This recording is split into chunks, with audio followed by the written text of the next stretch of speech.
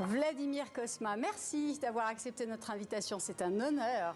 Vous avez composé 500 musiques de films, des classiques des années 70, 80, 90.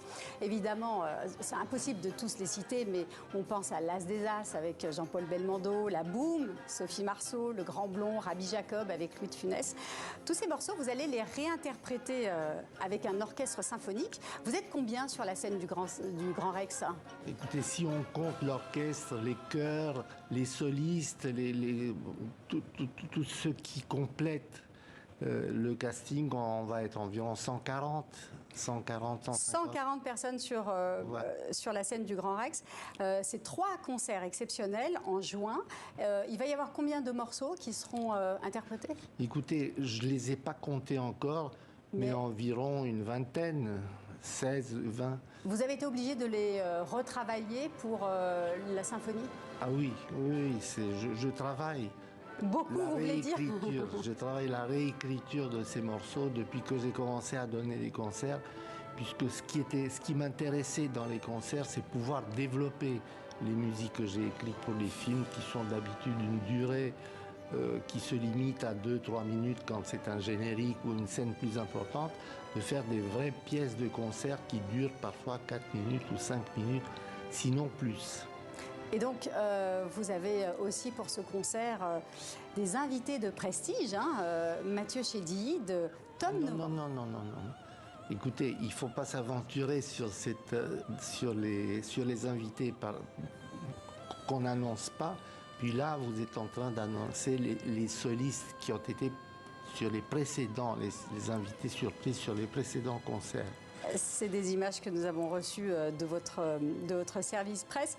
Alors, comment vous adaptez ces morceaux? Il y aura donc des solistes que je garde secrets parce que mais il y a mes musiciens habituels. Donc tout ça, c'est à découvrir au moment du concert. Voilà. Et donc les solistes, ils interviennent...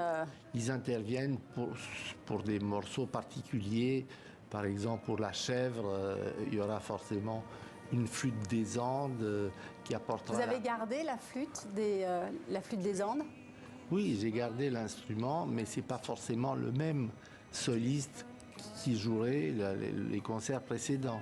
Mais il y a un permanent mouvement de solistes, de gens qui interviennent pour enrichir la couleur et pour apporter une nouveauté à ce qu'on fait. Et alors justement, quand vous retravaillez un morceau pour un orchestre symphonique, dans quel état vous vous mettez pour savoir quelle direction prendre? Qu'est-ce qui va dicter votre choix? Des instruments par exemple, ou du rythme? Parce que parfois on a des changements qui sont assez importants. Mais c'est tout ce que vous dites là, ça compte. Et ça s'additionne, c'est-à-dire les changements d'atmosphère, la variété, la couleur, enfin tout ça, je ne peux pas me dire c'est ça ou c'est autre chose, c'est le tout ensemble. C'est le tout ensemble. Et quand vous vous plongez, quand vous avez travaillé sur ces musiques de films dans les années 70, 80, comment vous arrivez à interpréter ou à trouver une interprétation, une composition à partir d'un scénario? Qu'est-ce qui, ne serait-ce qu'en termes de rythme par exemple, comment vous faites? Mais écoutez, vous savez, j'écris la musique pas toujours en tenant compte d'un film ou d'un sujet bien précis. Pour moi, la musique est un art abstrait, ça ne veut pas... un thème, par exemple, ça ne veut pas dire forcément une image précise ou une action précise.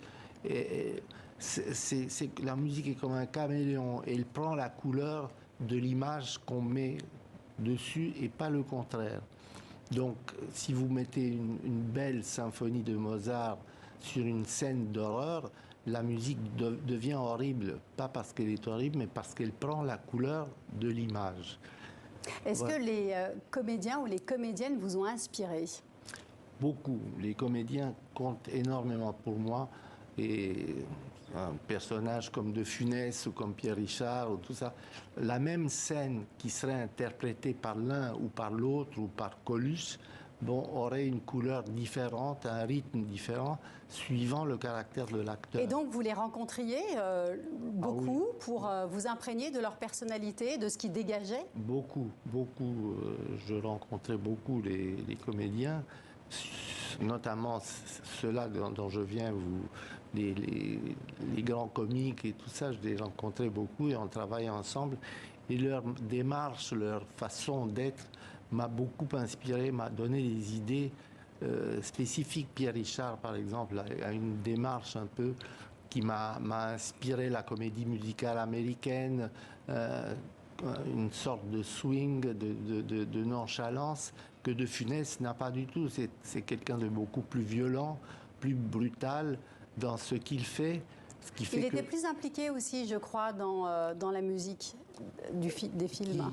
Louis de Funès. Louis de Funès était un ancien pianiste de bar, donc il aimait beaucoup la musique, il la connaissait, et c'est pas pour autant qu'il donnait plus d'importance que Pierre Richard, mais dans un autre genre, il était plus professionnel, si je veux dire. Est-ce qu'il y avait des réalisateurs avec lesquels c'était plus difficile de travailler? Il y a pour moi, c'est très difficile de travailler avec tous les réalisateurs. C'est parce que vous êtes vous-même un réalisateur, vous êtes aussi un scénariste. Vous faites tout ça à la fois. Voilà, parce que la musique, vous avez dit ce qu'il faut dire. Vous savez, il y a, le compositeur de musique fait partie des co-auteurs d'un film. Sur le plan juridique, je parle. Il y a le metteur en scène, il y a le scénariste et il y a le compositeur de la musique. Alors, quand deux créateurs se rencontrent et doivent s'entendre, il y a forcément des disputes, des frictions, des points de vue différents qui doivent à un moment donné se compléter et se magnifier, quoi. Merci beaucoup Vladimir Cosma d'avoir accepté notre invitation. Les dates de concert, c'est au mois de juin, c'est au Grand Rex. Vous voulez bien me les rappeler ? Je vous les rappellerai bien si je savais lesquels. Ou alors on va 16, 17, 18 juin, me dit-on dans l'oreillette, ce n'est pas moi qui m'en suis souvenu. Voilà, je suis totalement honnête. Merci Vladimir Cosma. Merci à vous de m'avoir si bien reçu, cher maître.